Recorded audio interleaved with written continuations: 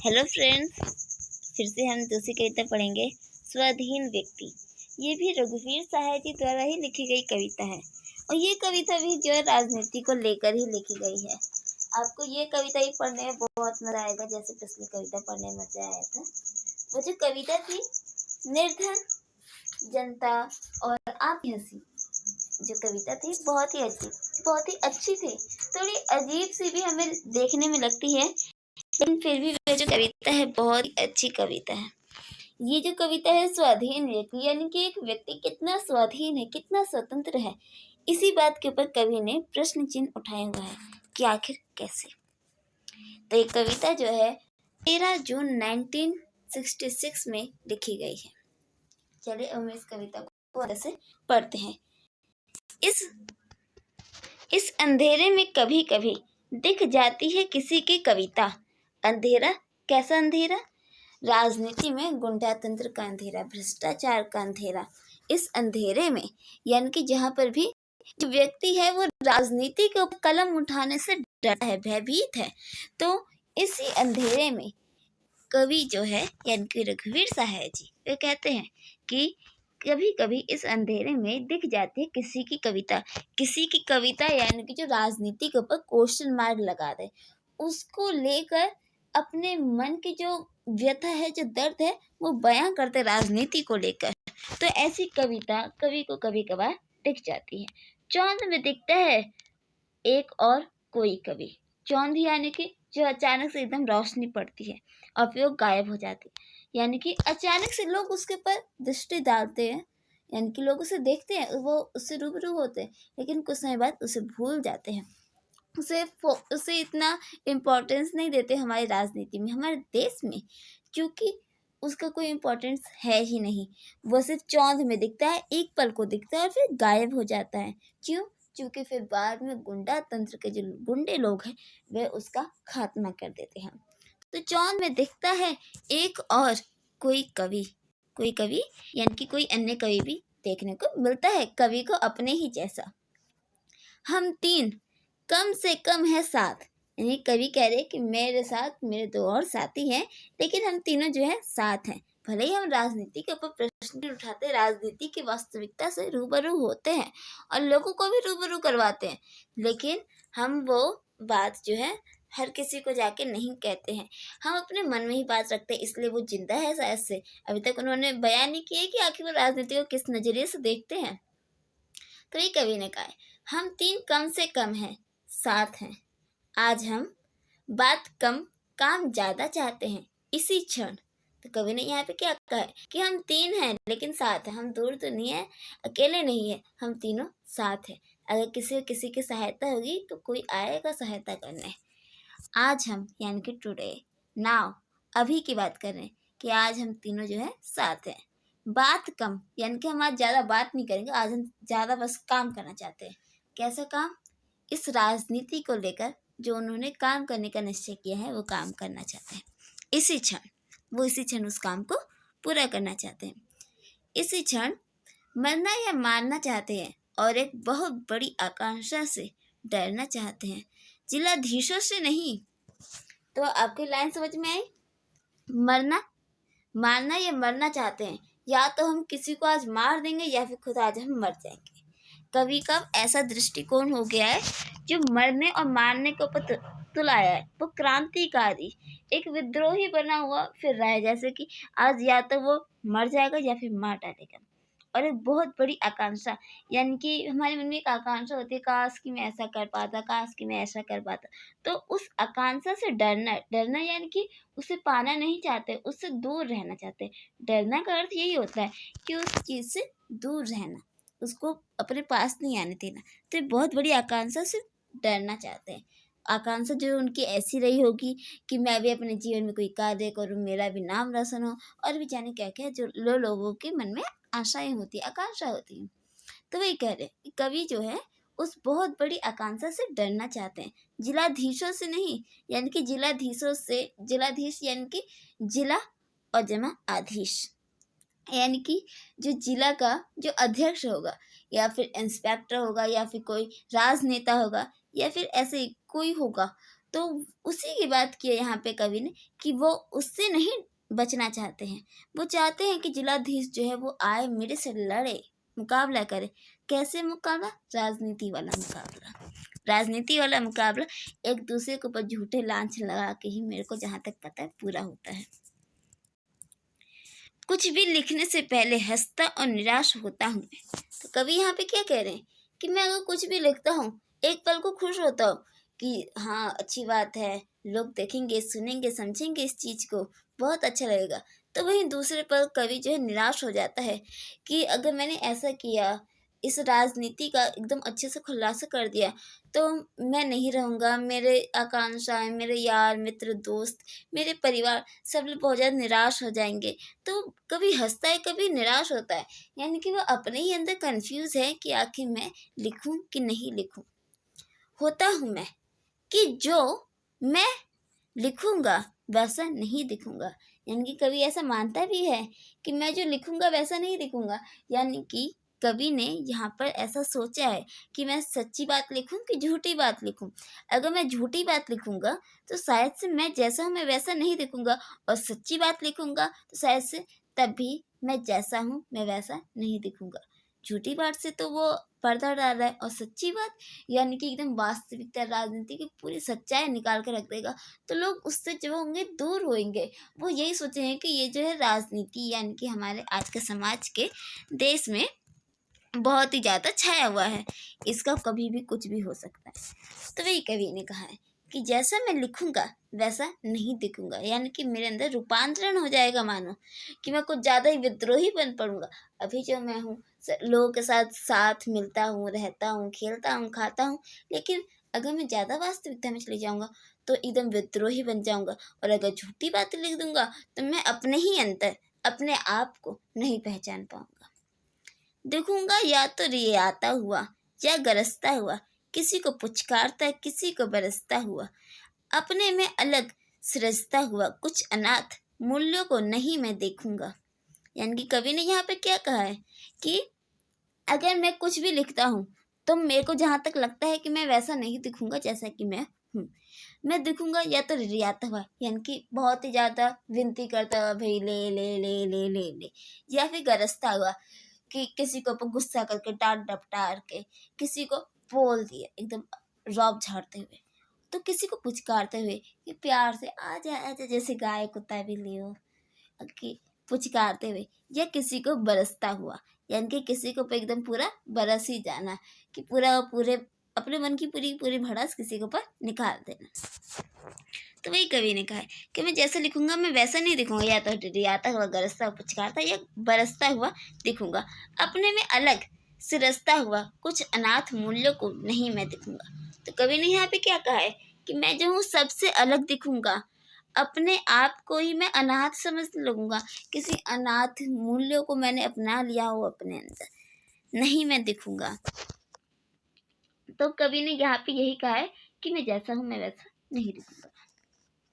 अब अगला जो पैराग्राफ है, खंडन लोग चाहते हैं, खंडन लोग चाहते हैं या कि मंडन, यानी कि लोग की बात पूछिए कि लोग जो है खंडन यानी कि खंडित होना चाहता है, मंडन यानी कि मंडन की तरह इकट्ठित होना चाहता है, या फिर केवल अनुवाद लिसाता भक्ति से, स्वाधीन इस देश में चौंकते हैं लोग एक स्वाधीन व्यक्ति से। तो कवि ने यहाँ पे क्या कहा है कि मैं समझ नहीं पाता हूँ कि आखिर इस देश के लोग चाहते क्या है। खंडन यानी कि खंडों में बटक के रहना चाहते हैं, मंडन या फिर साथ मिलके रहना चाहते हैं, या फिर केवल अनुवाद कि लोग जो है इस देश को लेकर, राजनीति को लेकर जो अनुवाद करते रहते हैं, वाद विवाद करना, जो बात करना है, इतने बड़े बड़े पर्चे लिख कर छाप देना, कि बस यही चाहते हैं। लिसाता भक्ति से, यानी कि एकदम फीकी फीकी सी भक्ति, यानी कि राजनीति के प्रति जो भक्ति जो होती है वो कुछ ऐसी होती है, सच्ची नहीं होती है, वो बस अपनी एक स्वार्थ पूर्ति के लिए की जाती है। तो वही कवि ने यहाँ पे कहा लिसाता हुआ भक्ति से, यानी कि एकदम फीका, जिसका कोई इम्पोर्टेंस है नहीं, बस एक सीमा तक रहेगा फिर वह समाप्त हो जाएगा। स्वाधीन इस देश स्वाधीन इन देश में चौंकते हैं लोग, यानी कि स्वाधीन यानी कि हमारा जो देश है वो एक स्वाधीन देश है, लेकिन इसी स्वाधीन देश के स्वाधीन लोग जो हैं वो चौंकते हैं एक स्वाधीन व्यक्ति से।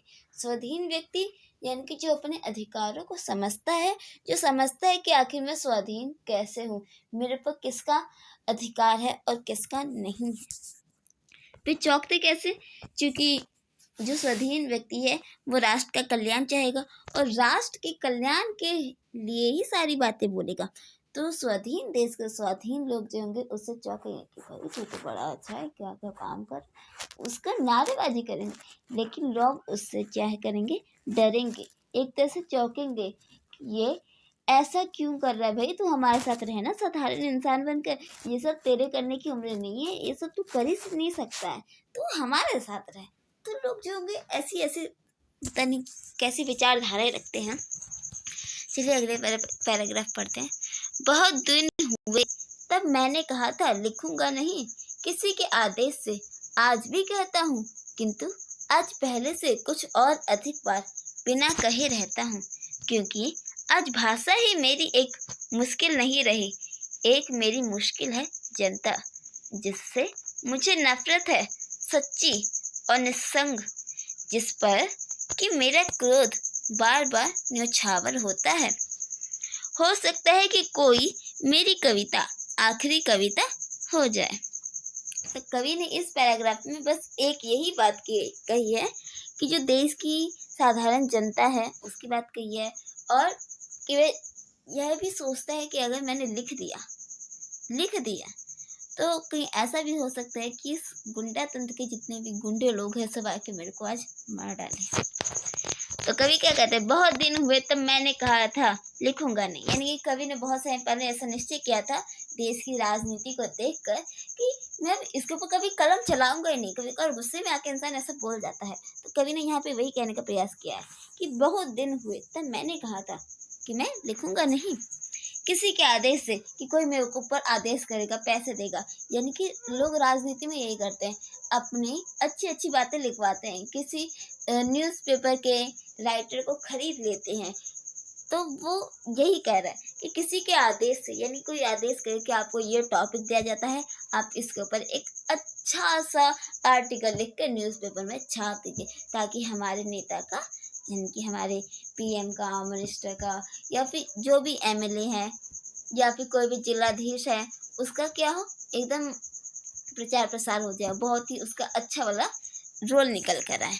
तो कवि ने यहाँ पे वही कहा कि किसी के आदेश से मैं लिखना नहीं चाहता, आज भी कहता हूँ। यानी कि कवि कहता है कि मैं आज भी किसी के आदेश से लिखना नहीं चाहता, किंतु आज पहले से कुछ और अधिक बार बिना कहे रहता हूँ। लेकिन मैं आज जो हूँ थोड़ा खुद को, अपने आप को थोड़ा बेबस सा महसूस कर रहा हूँ। कवि पहले तो कहता था, किंतु आज वह, यानी कि जो कवि है, वह पहले से कुछ और अधिक बार बिना कहे रहता है। यानी कि वो और अधिक कहना चाहता है, लेकिन वो बिना कहे रह रहा है। वो चाहता है कि मैं नहीं करना चाहता पैसे लेके, किसी के आदेश से, किसी के गुलाम की तरह मैं नहीं रहना चाहता, लेकिन वो कवि जो है वह कह नहीं पा रहा है। क्योंकि आज भाषा ही मेरी एक मुश्किल नहीं रही। क्योंकि कवि कह रहा है, क्योंकि एक कवि होता है उसके लिए भाषा सबसे बड़ी डिफिकल्ट होती है कि आखिर उसके पास सेंटेंस क्या है और उस सेंटेंस को किस तरह से शब्दों में बांधे, उसकी भाषा को आखिर वो कैसे बनाए कि लोग जब पढ़े तो उसे बहुत ज़्यादा अच्छी लगे। तो कवि उसी भाषा की बात कर रहा है कि आज मेरी जो मुश्किल है सिर्फ एक भाषा नहीं रही है, मेरी मुश्किल बन गई है जनता जो कि बहुत ही ज़्यादा भोली है, वो अच्छा बुरा जो है नहीं समझती है। तो वही कवि ने कहा है कि मेरी मुश्किल क्या है आज के समय में, यही जनता है जिससे मुझे नफरत है। जनता से कवि जो है नफरत करने लग गया है, क्योंकि वो इतनी भोली है, इतनी कमज़ोर है कि वह अपनी हकीकत, यानी कि अपनी वास्तविकता को, अपने अधिकारों को समझते ही नहीं है। कवि जो है अब सीधा नफरत ही करने लग गया है मासूम सी भोली भाली सी जनता से, जो कि बहुत ज़्यादा सच्ची और निस्संग है, इनके साथ होते हुए भी साथ नहीं है, जहाँ पर कि मेरा क्रोध बार बार न्यौछावर होता है। अब कवि कह रहा है कि इसी जनता पर मैं जो हूँ बहुत ज़्यादा क्रोध करता हूँ। न्यौछावर यानी कि क्रोध का बरस जाना। हो सकता है कि कोई मेरी कविता आखिरी कविता हो, और कभी ऐसा सोचता है कि कहीं ऐसा ना हो कि जनता से मेरे को इतनी ज़्यादा नफ़रत हो जाए, इतनी ज़्यादा नफ़रत हो जाए कि मैं इसके ऊपर एक कविता लिख ही डालूँ और कहीं वो कविता मेरी आखिरी कविता नहीं हो जाए। हो सकता है कि कोई मेरी कविता आखिरी कविता हो जाए।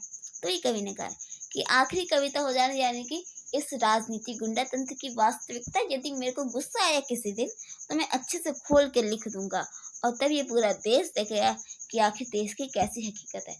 और कभी कभार कभी ऐसा सोचता भी है कि कहीं वही कविता मेरी आखिरी कविता ना बन के रह जाए, यानी कि उसके बाद कहीं मैं मार ना दिया जाऊं। मैं मुक्त हो जाऊंगा, कवि कहते हैं, मैं मुक्त हो जाऊंगा ढोंग के ढोल से जो ढूंढ बजाते हैं उस हाहाकार में। यह मेरा अट्टहास ज्यादा देर तक गूंजे, खो जाने के पहले, मेरे सो जाने के पहले, उलझन समाज की वैसी ही बनी रहे। तो इस पैराग्राफ में क्या है, कभी ये कह रहे कि जो गुंडा तंत्र के जो लोग हैं वो मेरे को मार डालेंगे कभी, क्योंकि वो जो है कविता कवि जो है, मेरे को जहाँ तक लग रहा है कि कवि अपने आप को रोक ही नहीं सकता इस राजनीति की वास्तविकता को कविता में डालने से। इसलिए कवि ने ऐसा मान लिया है कि मैं कभी ना कभी ऐसी कविता लिख ही डालूंगा और मैं जो हूँ मर जाऊंगा, यानी कि मुक्त हो जाऊंगा इस संसार से, क्योंकि वह यहाँ की जनता को बहुत ज़्यादा नफरत करता है। उसे बिल्कुल नहीं पसंद यहाँ की जनता, क्योंकि इतनी भोली भाली जो राजनीति के इस गुंडे लोगों के मध्य में ऐसे फंसी हुई है कि लोग उनका शोषण करते हैं।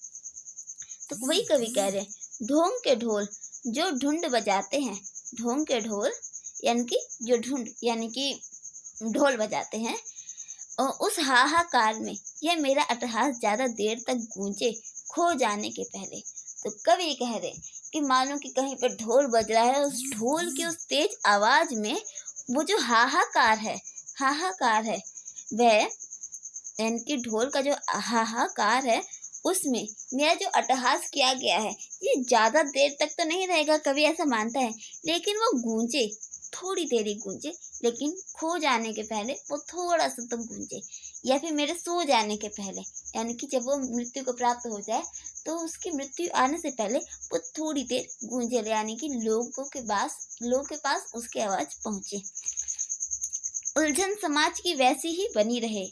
लेकिन कवि कहते हैं कि फिर बाद में अगर मर भी जाऊं, लेकिन ये जो समाज है यानी कि यहाँ की जनता है, इसके मध्य में जो उलझन है वैसी बनी रहे कि राजनीति गुंडा तंत्र, इसके मध्य में वो इंसान जो है फंसा का फंसा रही रहे।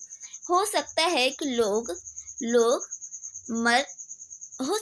लोग मार तमाम लोग जिनसे मुझे नफरत है, मिल जाए अहंकारी शासन को बदलने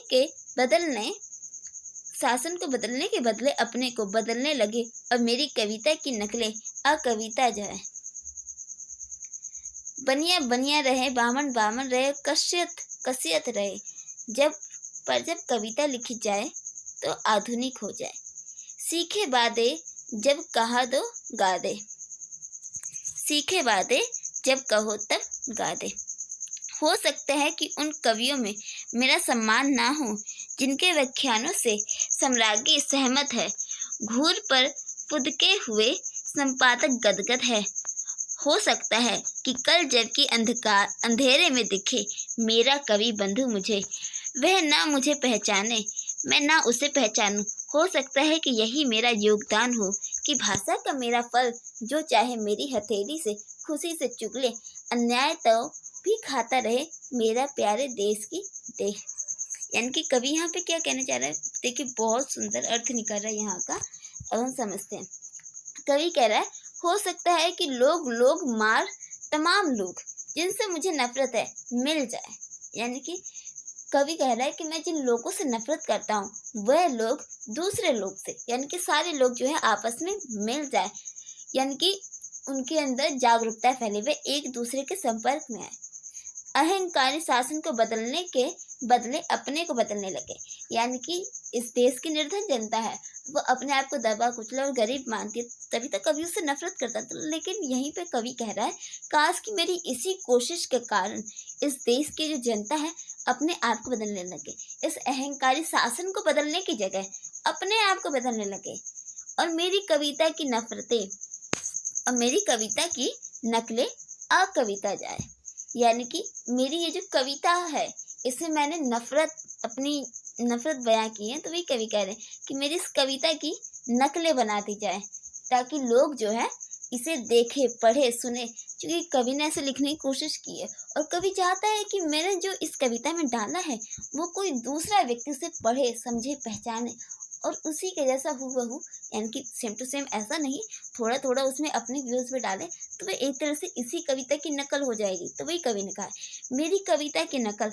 अकविता जाए, यानी कि आगे के समय की, चूँकि कविता, हम जब कविता पढ़ते हैं तो हम कविता के रूप भी पढ़ते हैं, आधुनिक कविता, अकविता और भी सारी कविताएं हैं, प्रगतिवादी कविता। तो वही कवि कह रहा है कि आज की जो मैं कविता लिख रहा हूँ उसकी नकलें जो हैं वे अकविता के रूप में बदल जाए, यानी कि आधुनिक कविता बन जाए।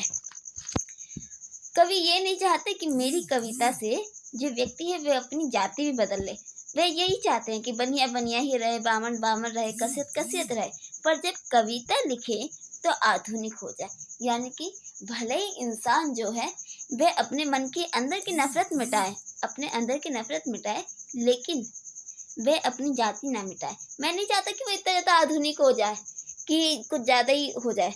वो चाहता है एक ब्राह्मण बामन कसियत कसियत, यानी कि वो जातिवादी परंपरा अगर वो मानना चाहता है तो माने, लेकिन जब वो कविता लिखे आधुनिक हो जाए। सीखे बादे जब कहो तब गा दे, यानी कि वो ऐसा सीखा हुआ भी होना चाहिए गीत को कि जब उसका गाने का मन करे तब वो गा भी दे। हो सकता है कि उन कवियों में मेरा सम्मान ना हो, यानी कि कवि द्वारा लिखी गई कविता की जब अन्य कवि नकल करके उसे दूसरी कविता में कन्वर्ट कर देगा, तो वही कवि ने कहा है कि हो सकता है कि वो जो नकल की हुई कविता है वो ज़्यादा सम्माननीय हो, यानी कि सम्मान से भरी हुई, लेकिन उन कवियों में, यानी कि जिन्होंने उसकी कविता पढ़ के अपनी कविता लिखी है, उन कवियों में मेरा सम्मान ना हो, यानी कि वो मेरे को पहचाने ही ना, मेरे को रिस्पेक्ट ना दे। वही यहाँ पे कहा है जिनके व्याख्यानों से सम्राट की सहमत हो, यानी कि उन अन्य कवियों, सम्राट की यानी कि सम्राट की पत्नी, सम्राट की यानी कि एक तरह से राजा की पत्नी महारानी हो गई। तो वो जो सम्राट की है यानी कि एकदम ऊंचे लेवल पे, क्योंकि हम इंग्लैंड में देखते हैं, इंग्लैंड में सिर्फ क्या होती है, क्वीन होती है। ओके, तो वही यहाँ पे कवि ने कहा है क्या पता कि उनके व्याख्यानों से जो देश की सम्राट की है वह सहमत हो जाए।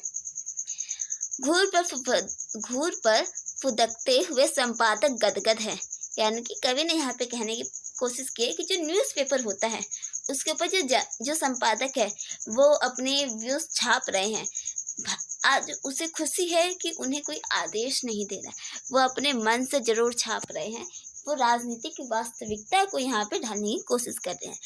तो वही कह रहे हैं कि जो संपादक हो गया जो न्यूज़पेपर को छापता है, और राइटर अलग होता है, संपादक अलग होता है, ठीक है ना। संपादक जो होता है वो एडिटर होता है, जो न्यूज़पेपर में काट छाट करके उसे एकदम सही ब्लू प्रिंट की तरह पहले उसे देखता है, फिर उसे वो प्रिंटिंग के लिए भेजता है।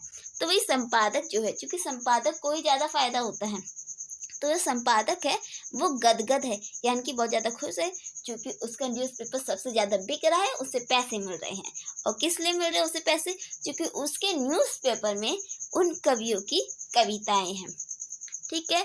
हो सकता है कि कल जबकि अंधेरे में दिखे, यानी कि अंधेरे में, चूँकि स्टार्टिंग में कवि ने चौंध की बात की थी कि एक हल्की सी चौंध में दिख जाता है मेरे ही जैसा कोई मेरा बंधु, अन्य कवि, यानी कि, तो यहाँ पे भी कवि ने उसी अंधेरे की बात की गई है कि ऐसा भी हो सकता है कि कल जबकि अंधेरे में देखे मेरा कवि बंधु मुझे, यानी कि कोई व्यक्ति रोशनी में खड़ा है और अंधेरा उसके सामने, और उस अंधेरे में कौन है? यही कवि है जिसने इस राजनीति को बदलने की सबसे बड़ी पहल की है, जो अपने आप से लड़ने की कोशिश कर रहा है। तो वही कह रहा है कि ऐसा भी हो सकता है अंधेरे में काश कि मैं उसे देखूं, लेकिन वही मेरा जो बंधु है वह मुझे ना पहचान पाए और मैं ना ही उसे पहचान पाऊँ, लेकिन फिर भी कोई नहीं, कवि से कोई महत्व नहीं देता, मानता चलो ठीक है भाई, कोई नहीं, हो सकता है कि यही मेरा योगदान हो कि भाषा का मेरा फल जो चाहे मेरी हथेली से खुशी से चुग ले, अन्याय तो भी खाता रहे मेरे प्यारे देश की देह।